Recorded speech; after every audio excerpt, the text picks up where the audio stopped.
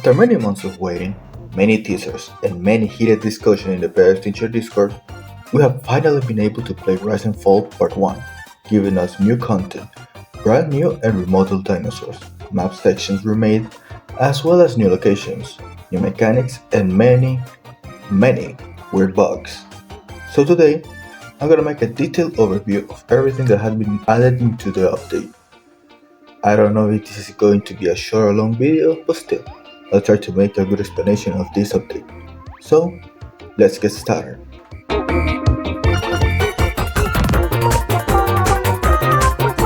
Rise and Fall, as we know, has been split into two parts, because it was such a massive update and it would most certainly break Roblox. This first part added 4 new dinosaurs, and 3.5 dinos have been given a TLC. 6 out of the 10 biomes have been given a new flavor to them, making them also more appealing to just see or to walk around. Many mechanics have been remade, as well as adding some new ones like brand new abilities, new weapon start for a certain creature, and flowers. Many flowers. So, how about we start like my first video ever? Before you start playing, you gotta know where you are. First of all, we have to talk on some of the changes that the game's map. The brand new biome, the swamp. A lush and watery biome made for the 3 real semi-aquatics of the game, being one of them an apex. It can be found downstream floodplains in between its frontier and redwoods. It gives a lot of cover for juveniles that choose that habitat as their home. Also has lots of vegetation like osmunda ferns, horsetail, woodwardia, and azolla. But there's also lots of waters and some pools that are basically unescapable if you don't know where to look at. This is a pretty neat biome that is the best place to grow many semi-aquatics, but also is filled with death traps. Floodplains has been remade, making it rather confusing to be honest. Before you could just follow the river to find the deltas and the open sea, but now the flow of the river is so wonky. The river was the main form to divide the map. If you were in one side of the river, you either were closer to broadleafs or redwoods. But now, there are some places near the river where you are way closer to broadleaf than redwoods, as well as the river not being centered. What I mean is that there's not a big river that just goes to one direction, but rather slithers a lot, making it extremely difficult for some creatures to cross it. Also, the river flows through deltas broadleaf, so if you want to cross safely, you must see where is the log, go near Ember Falls, or just swim annoyingly slow to the other side. And because there isn't any dangers in the water, it just ends up being a waste of time. Overall, I think they made floodplains a little bit worse. Or maybe I just need to learn the layout, I don't know. Broadleaf is now extremely beautiful and less laggy. Instead of trees and trees, there's now trees, clearings, gorges, and this beautiful flower patch, the gelling stone, and the glaring glade. Before it had lots of covers and shade, but now it has just enough cover, lots of food, and uneven terrain. Overall, this is a beautiful biome and a nice place to vibe. Delta Woodlands is a new song, but it's more floodplains than anything. Moving on. Fern East is still kinda similar, but now has a very transition towards broadleaf, but also has this huge mud patch and the granny. The majority stays similar, so it stays as that hardcore and hot place to grow. Fern West now has the dually lakes, and because the pond is now dried up, this is now a nice place to grow. The coast has received major changes, like nice sandstone arcs, caves, rock, and palm trees. Deltas has now become a better detailed place, but still has nothing noteworthy. Craglands is still the same. Yeah, that's it. Conifer has now become bigger because the burn has been made into one of its locations. And redwoods it's still redwoods. Also, there's something else. A secret place far beyond into the great blue sea. A place that I won't say, for it is a place of fantasy. Now, here's something that surprised me a lot. I've never seen so many complaints about the entirety of the new dinos. I don't remember this amount of controversy in Morrison 2. Without further ado, let's start with the TLCs. City Patty has received a brand new model and animations, as well as becoming a prankster by being able to mimic a roar from any dinosaur nearby and by being able to steal eggs from nests.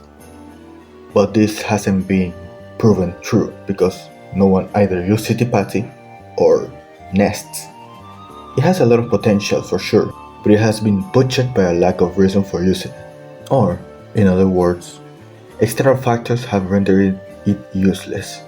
I really hope that future updates give this mischievous little chicken its true potential. Giant Changosaurus has also received a slight remodel and better animations as well as a massive jump buff.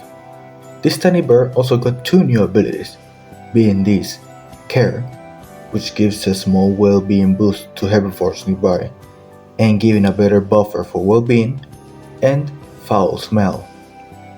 I'm gonna to be real with you guys, I don't even think this ability exists. I have never seen a single GN using this ability or even a single ginkgo fruit to run around smelling like the average pre-extinction apex main and harassing carnies. Once again, if you could smell ginkgo fruits you could use it, but there's nothing. Absolutely nothing. Which is extremely disappointing, but we are going to return to this later. Dinosaurs has received a better model, better skins, made it bigger, more expensive, stronger, and overall, made it a beast. But at the cost of being now restricted to the southwestern parts of the map. I mean, it kinda was a beast before, so now that it is capable of fighting Turbo and Acro with a high chance of winning, then why not restricting it? Now, let's talk about the new dinos.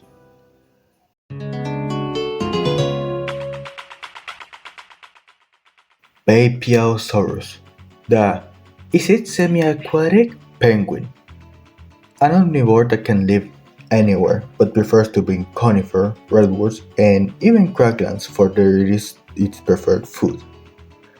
It was said to be the Styraco 2.0. It has some interesting stats, dealing huge damage and bleed, but being extremely frail. So a glass cannon. This, just like the rest of the new dinosaurs, is a part of the new thing effect, where there's something new and cheap releases, everyone uses it, and it has just passed a week. And almost no one cares about them. I mean, killing a baby is easy, just bait the charged claw and hit the head. You can literally one-shot it with a half-charged yank bite. Also, baby has a thick coat ability that makes it immune to toxic plants. Once again, I don't even think they exist. I haven't seen them like ever. And if you say that it's supposed to be rare, then why? No one even knows if they exist, so why give immunity to baby of all creatures? Also, we receive 50% less damage from scratch stat damage, so yeah, that's something I guess. Gigantoraptor. First of all, I want to laugh at everyone that wanted Carno to be buffed before Gigant's introduction. Gigant is what Carno would have been if it received any buff. This is what y'all wanted for Carno. Yes, I'm talking to you, PE Discord feedback channel. I'm talking to you all. You wanted Carno to do more damage? You wanted Carno to do better bleed? You wanted Carno to be less squishy? There you have it. Are you happy now? Well, I hope so.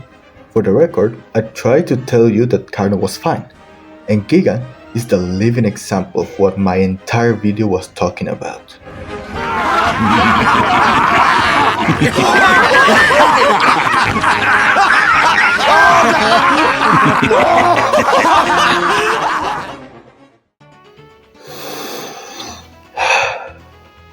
Anyway, let's talk about this giant cassowary with wonky hitboxes.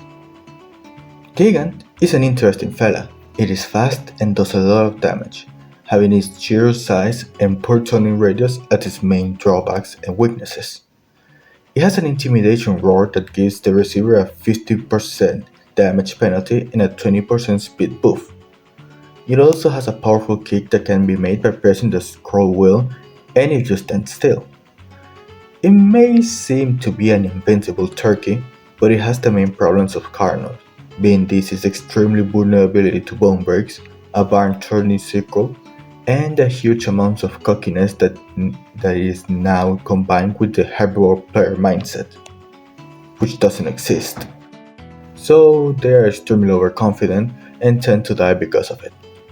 For your information, Gigantoraptor is my favorite omnivorous for now. It is basically Carno, but now you can't be Nick. Okay, so we are entering big boy territory. The two apexes added, the humped goose, the beefy duck, the wet chicken slapper, Dinosaurs, and the massive ostrich, Edward Scissorhands, the tickle chicken.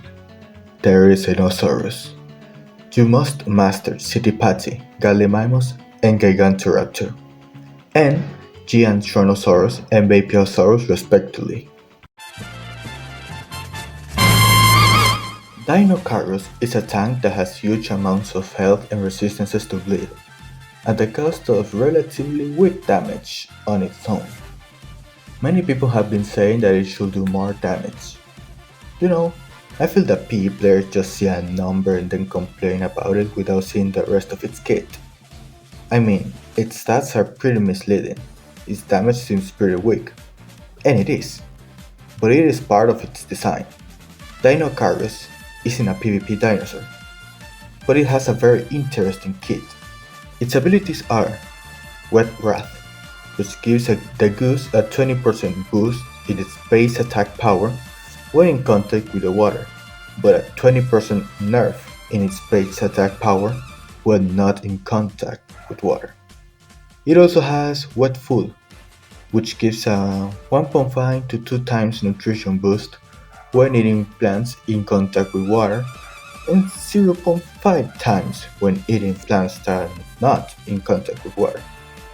In other words, it's a wader. It has to be in the water to be dangerous, and as you can see, it can dish out a lot of damage and it is extremely hard to kill. Some people have been saying to make Turbo its main predators. My brother in Christ, it can swim! I really love this border goose and it's gonna be my first Apex ever. I usually play as medium to small sized dinosaurs as they are very fun, but also I'm a chill player, so a lumbering behemoth sitting in the swamps is perfect for me. Also, Dinosaurus is my favorite dinosaur ever, so yeah. Terry, on the other hand, is a glass cannon that can one-shot or almost one-shot a huge portion of the roster, as well as give huge amounts of bleed. But it has very low HP for its size and is slow. I've seen people saying that it needs a buff because it dies to 3 ganks. Brother, everything that is in a sauropod dies to 3 janks. And as a glass cannon, it is very hard to learn. You can't charge as it. You must wait for the right moment to strike and you will do huge damage. Also, if you have a pair, you are almost invincible. Two terriers are capable of one-shotting almost every carnivore without issue. However, it has a new well-being stat, Claw Well-being. Terrier has to keep its claws sharp and polished to keep its damage and bleed high. You can sharpen your claws by holding the scroll wheel in your mouse. Overall, it's a playstyle that many players aren't accustomed to, because it actually requires skill to play. Once again, it only has been a week since its introduction, so it needs some time to settle down in the meta. Then we will see if it is strong or not.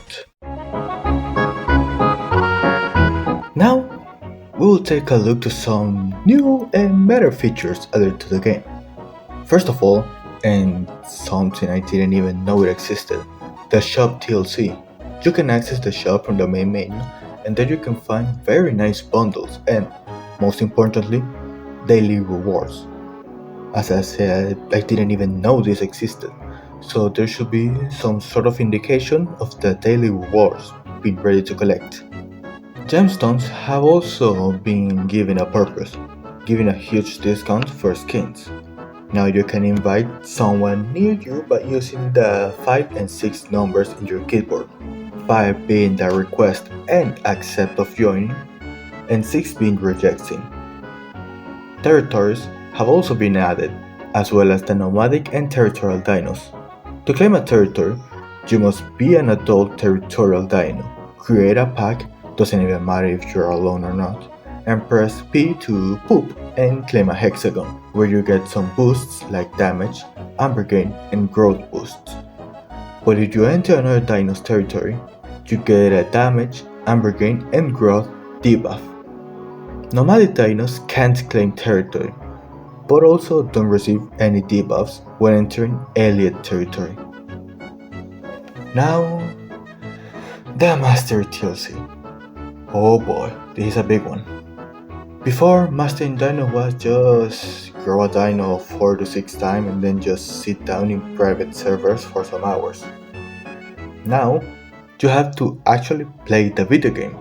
Walking, growing, living, all this gives mastery points that help you get a huge stage of mastery, which gives you some pretty neat rewards as well as growth and amber gain boost for that dino. What the hell? Mastering apexes give you universal boosts for any dino that stack with other apex boosts and that dino's boosts. And stage 5's rewards are pretty insane. However, some requirements have to be changed to encourage surviving instead of just growing, running, and resetting. Like stay in your territory for a certain amount of time, for say 50 to 100 mastery points. Laying legs for points and getting 1000 points if you own baby grows to adult, as you have to wait a long amount of time to do it. The potential is huge. I really like this update. However, there are some shortcomings that can be changed, like the mastery point requirement, nesting, and actually showing players where are toxic plants. Jesus. Overall, this is a good update. I'ma give it a 7.5 out of 10. Nice update, fun dinos, and beautiful map. But a huge number of mechanics can't be really used. I mean, they can, but there's nowhere to use them. City can't steal eggs because no one used nests, Giant can't really use ginkgo smell, and Baby can't use its immunity to toxins. If there were some way to show the players where these core mechanics for their creatures, then it would be a solid renovation for all phases, as well as giving a safe space for juvie babies to hide. But for now, we can hope that they gave City, Gian, and Baby the ability to smell nests, ginkgo fruits, and toxic plants respectively. I really hope you enjoyed this video, which was a pain to make. I had to make my nice big video as well as my usual content, so Maybe I'm going to have to change my schedule to either one video per week or one video per 2 weeks. It's really tiring to make these 2 videos per week, and well, I need to prepare myself for new things that come into my life. Thank you so much for 100 subscribers, guys. I'm so happy and grateful for it. Thank you, and ya veo que se